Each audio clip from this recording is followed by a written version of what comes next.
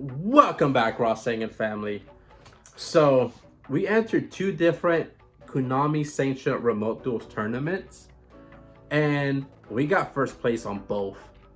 The first one, we took Fluffals. That we're about to do a deck profile right now. And gosh, did I break the formula on this one. The second one, we took a fun deck. We took Mutants. We already won the mat. So, why not try to play a different deck on a tier 2 event? And I had a lot of success. The reason why I took Mutants was I do enjoy this remote duel tournament thing, just because you get to duel at home. So when you finish the game early, you can go to the kitchen, get a snack. You're in the comfort at your home. The bad thing about this is when you're playing, you can hear an echo, and it's kind of annoying.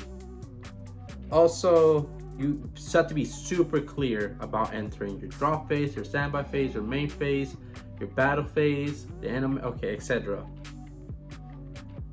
Because there is a lag. Another thing is just the way the cameras are angled. Because a lot of times I show my hand, and also my opponent show me their hands by accident, and it just kind of like tells you knowledge you're not supposed to know. So that's why I took Mutants, because I'm just like, if my opponent accidentally sees my hand, they don't know what's going on. Like one example, I was playing against Zoo, and I saw that he had one Thor blade and everything else was just nothing. There was no barrage, nothing. So I just used my scythe, my Edgem scythe, to make will and pop his Thor blade. He passed turn LTK. That's knowledge I wasn't supposed to have. But because he showed me his hand, because he picked up his hand and he flashed his hand right on the camera. So I was just like, okay. That's why I like remote duels. But I'm rambling. Let's go back. Let's get to the deck profile.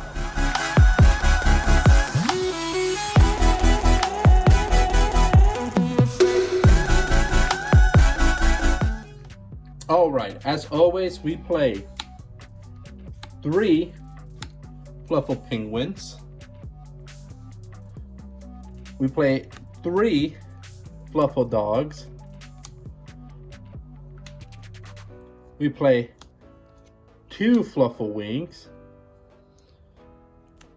2 Fluffal Bears. You know, so far pretty standard ratios. 1 Fluffal Sheep, 1 Fluffal Dolphins.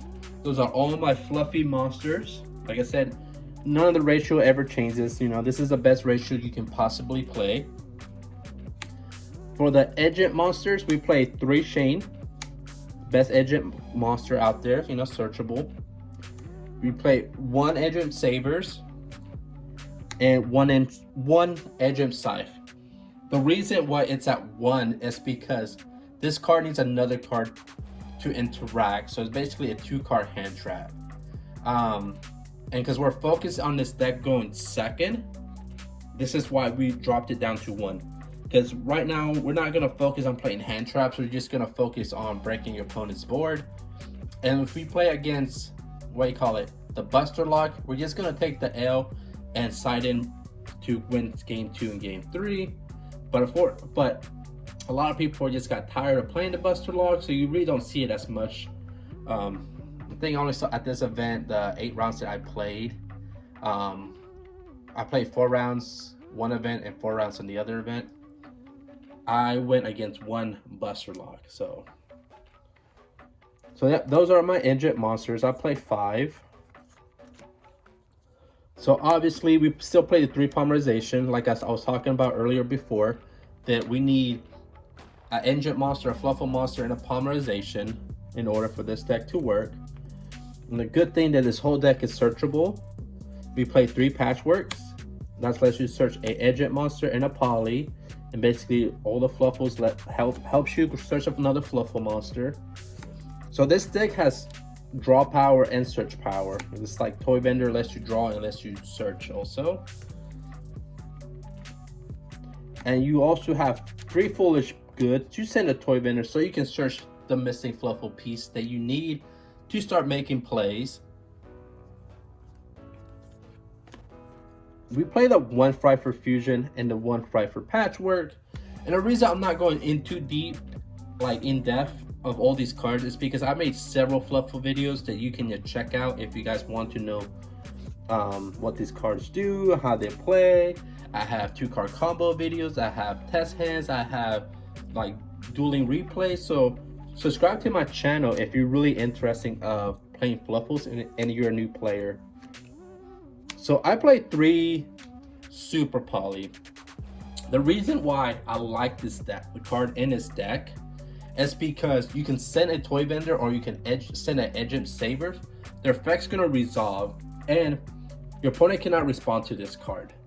So it helps you break your opponent board a lot easy, because normally a lot of people like to play dark monsters, so you can just suck up their dark and make Starving Venoms.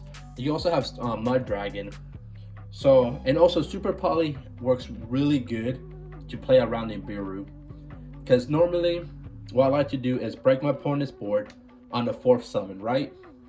I'll enter battle, I continue to attack with my monsters, like let's say Kraken attacks 2 monsters, then you have Saber-tooth attack you directly, you have a Fluffal monster, it's gonna be weak.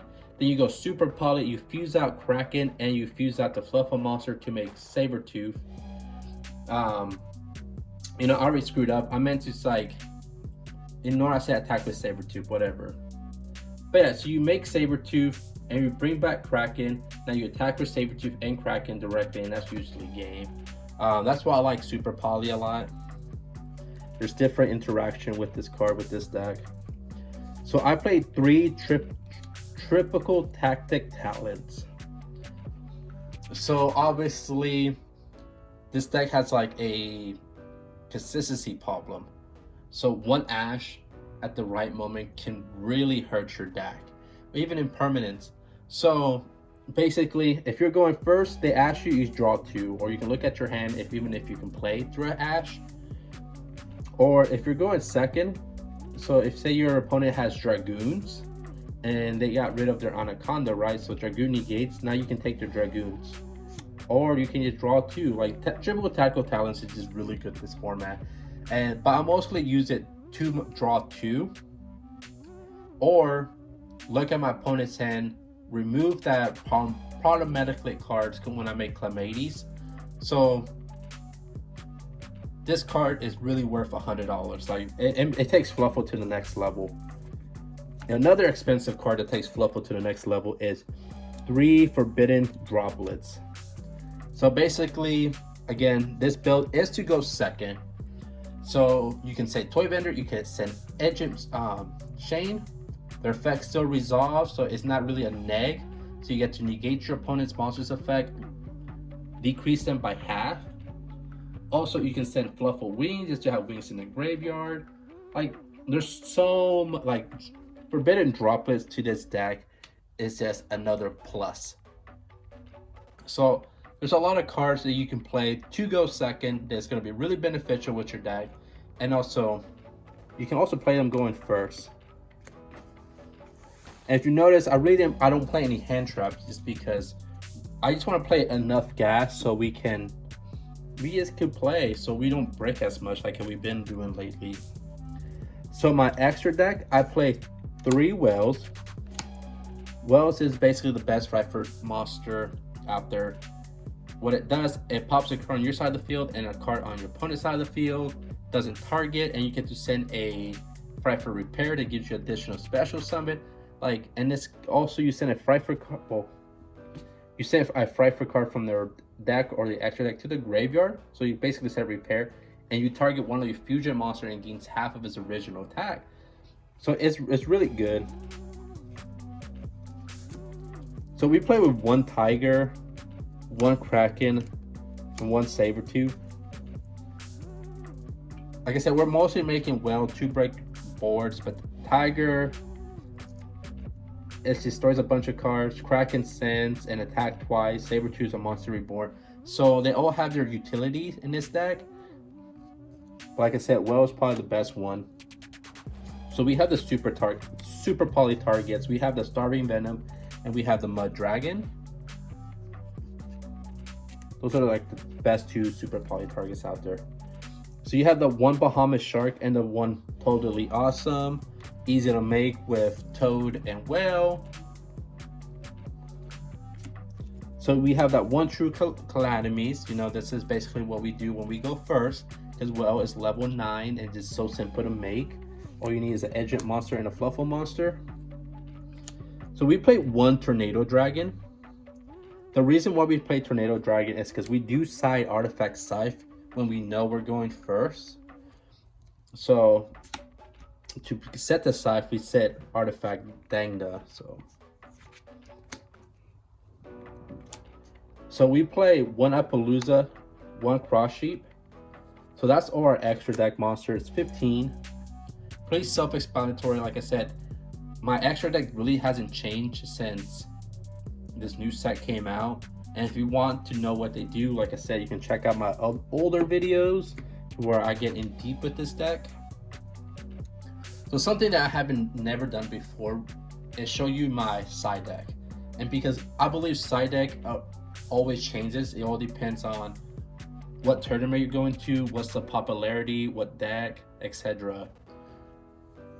So first I play 3 Mystic Mines. So why Mystic Mine? Is because a lot of decks right now are making impossible boards. So you drop Mystic Mine, you win. And if you don't want to just sit on Mystic Mine, you can do your combo, then pop it off with Well. Because like I said, you target one card on your side of the field and one card on your opponent's side of the field, and you pop them. So you can get rid of Mystic Mine really easily if you know you can go for a game and you want to do your combos without getting interrupted. But yes, remember, always have lower number than your opponents, because say they have 4, you make the 4th monster, you know, now you're locked out. So we play 3 Artifact Lancia because one of the decks that we really lose to is, what's that deck called? Oh, I just went blank, but it basically has a Marker Cosmos and double Calamities. So this just auto beats it. Like, it just shuts them down and you just win. Virtual Worlds, that's what they're called. So we played 3 Twin Twisters. Twin Twister just for back row decks, you know. Back row decks are still good. People will side in Royal Decree. That's what it's called. The one is Stout Spell cards. So for back row decks, I played 1 Red Reboot and 1 Harpy Feather Duster, you know, give you the easy auto win. When you know you're definitely going second, so you play the Panker Tops. It's such a good card to special summon, big beater, and it pops cards. So when you know you're going first and you're going to side in the Artifact Scythe, I side in 1 out, an additional Scythe, and the Artifact Scythe.